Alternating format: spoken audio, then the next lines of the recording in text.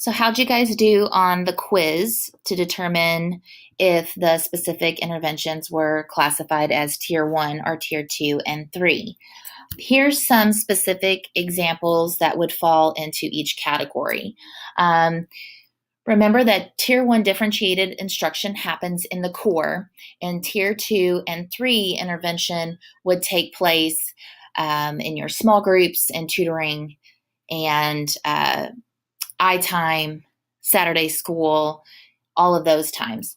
Now, I want to clarify these that are listed down here, these are an environment. So if you are saying that I am providing small group instruction as an intervention, that is not correct. The small group instruction is the environment. That's the environment in which the instruction is taking place. That is not the specific intervention.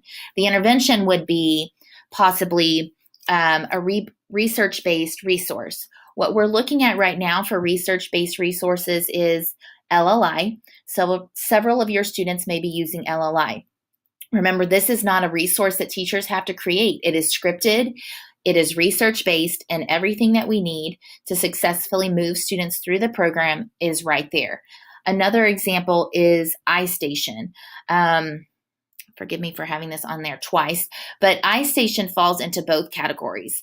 iStation could be used during the core. This is where we do just our normal 30, 60, 90 iStation minutes for the student to progress through the program.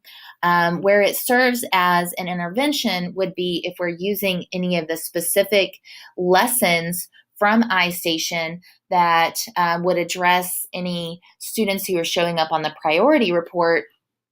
Again, those are research-based, and they're specific scripted lessons for the teacher to use with the students as a tier two or tier three intervention.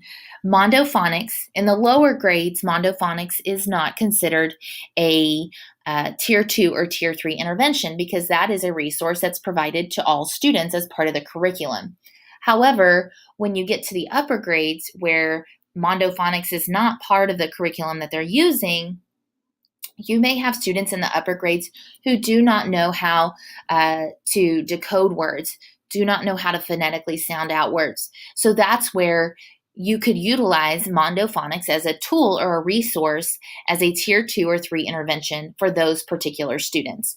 And we're looking specifically at tier three interventions. Those are things that are very time consuming and it requires explicit instruction. So with that as an example, MTA would be considered a tier three intervention because it's clearly very time consuming. It's required daily.